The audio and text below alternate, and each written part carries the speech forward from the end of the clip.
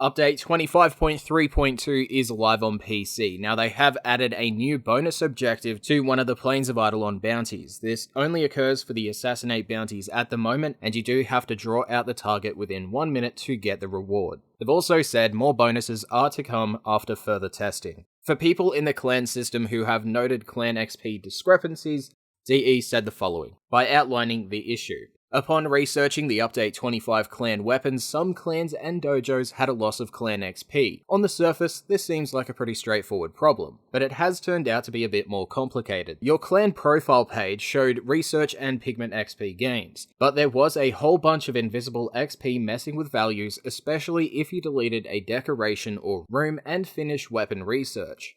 namely Operation Trophies. The solution they've gone with is that all trophies are now exempt from clan XP and will not reward it, and that the trading post and treasury will supply their intended XP. For the next step, they've said, as we release eligible content, you can re-rank your clan over time. We have record keeping of your rank, so you won't re-trigger the rank up rewards. To end this portion up, they said, we have a list of rooms and objects that grant you XP, but only if they exist within the dojo, as in they cannot be built, then destroyed. This now works properly, and we are looking to highlight this fact more as we work to expose in UI. So the Trading Post, Treasury, Oracle, Energy Lab, Chem Lab, Biolab, Oricon Lab, and Tenno Lab grant 10,000 XP. The Obstacle Course, the Obstacle Course Architect, the Dueling Room, and the Temple of Honor grant 15,000 XP. As for the Nightwave changes and fixes, they have made it so if you right-click on any Nightwave rewards, it will now display the item in its preview diorama. They've also fixed the inability to mark mods dropped from containers in the void for the mark a resource or mod Nightwave Act, and they have fixed the Glaive Prime Blueprints help text saying it is obtainable from Nightwave cred offerings. For Wukong changes and fixes, Wukong's Celestial Twin no longer utilizes quick thinking to fix the twin living indefinitely. They've fixed the ability to replicate Wukong's Celestial Twin multiple times by abusing emotes. Wukong's Cloud Walk and Defy abilities turning off Sprint toggle when used, Wukong's Immortality passive triggering while in Arcwing in the Orb Valis or Plains of Eidolon, which resulted in players getting stuck in Arcwing instead of being knocked out, and they made further fixes to floating armor on Wukong and Wukong Prime. They've also made a survival spawn change, saying the following. Historically, the number of concurrent enemies in survival was related to where the mission was in the star chart. Early missions tended to have less enemies, and later missions tended to have more. And this number did not change even if you stayed in a mission longer to face higher level enemies. As an experiment, we have changed the scaling mechanics so that staying in a low level mission longer will also increase the enemy count as it increases the enemy level until it hits the same cap it would have for high level missions. For Sabotage Changes and Fixes, the following changes and fixes only apply to the reactor sabotage magnetic situation. So they have increased the visibility of the panic button placed at the reactor console, reduced the hack time for enemies at the reactor panic button to 1.5 seconds, increased the defend time to 60 seconds from 40 seconds, they fixed no enemies spawning to trigger lockdown at the reactor console, and they fixed enemies unable to reach the reactor console. For the Zanuka Harvest mission, they've added objective text in the UI for maximum clarity for what the heck is going on, removed parkour tiles to reduce the chance newer players will get stuck there, and they made a possible fix for Zanuka spawning in secret rooms and teleporting players there. For the overall changes in this hotfix, the objective UI markers now flash red to match the red X attack markers.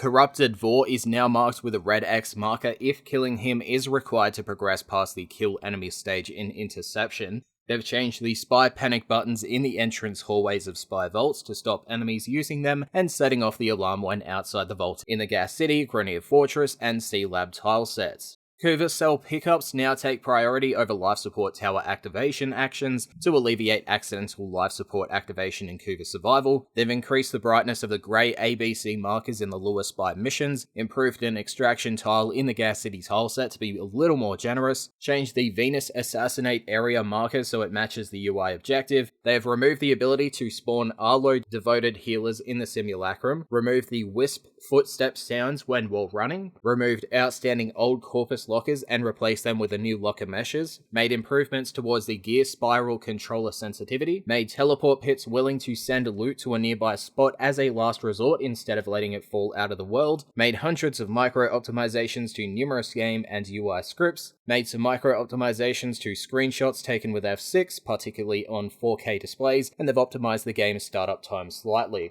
As for the fixes, they've fixed the inability to complete the Sands of Anaris quest due to denial bursts not spawning, a progression stopper during the Kill 5 Mimic stage on the 4th mission of the Sacrifice quest, progression stopper in the Orokin Derelict mobile defense tile due to a missing context action on the defense console, the Ropalolis boss fight breaking if the player flies it into the underside of the center platform, with DE saying, "You will now be forcibly dismounted off the bucking Bronco." They fixed the growing power buff not removing itself properly when casting Limbo's Cataclysm, which resulted in an indefinite stacking of strength, enemies not spawning after a host migration in the Grenier Shipyard defense tileset, life support towers not spawning after a host migration in Swordy survival missions, a host migration causing Garuda's Talons to lose their stance upgrade and instead use the default attacks if it's the only melee weapon equipped, the first mission of Sire's Vigil not failing properly if the player leaves the final objective area. They fixed seeing failed bounty when reaching extraction too soon during the final mission of Sire's Vigil,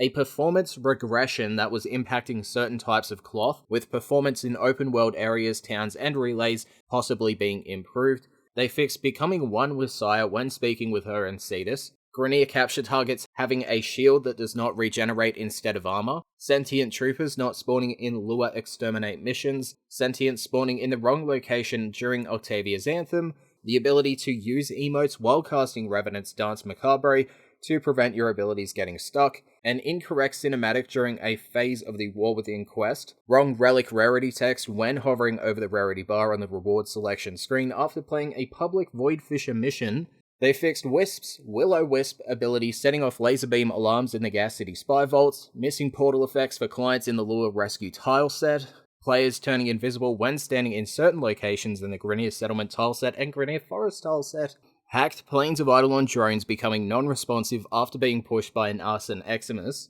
invisible markers on the Valis defense drone after the encounter starts, cryopod alignment in the Gas City defense tileset, numerous level holes in the Grenier Settlement tileset, level holes in the Corpus Ice Planet tileset. They fixed a Void Crate waypoint sunken into the ground leading to unpickable goodies, unwall runnable walls in the Void tileset, overly shiny floors in the Grenier Ship tileset, ability to escape the level in the Grenier Forest tileset, the Tang Prime fur pattern accent color not resetting to default, Arlo devoted healers showing up in mastery rank tests and minigames such as Happy Zephyr. They fixed missing stubber reload sound when using the Nusku pistol skin, an incorrect quest requirement for the Silver Grove when reading it in Russian, some script abuse when Inaros' desiccation continued to tick after Inaros was killed, enemies armed with the Tetra rifle having an ugly reload animation, having a broken UI after replay mission is selected when the daily reset happens while the player is in mission, assassinate intro boss names not being visible for clients,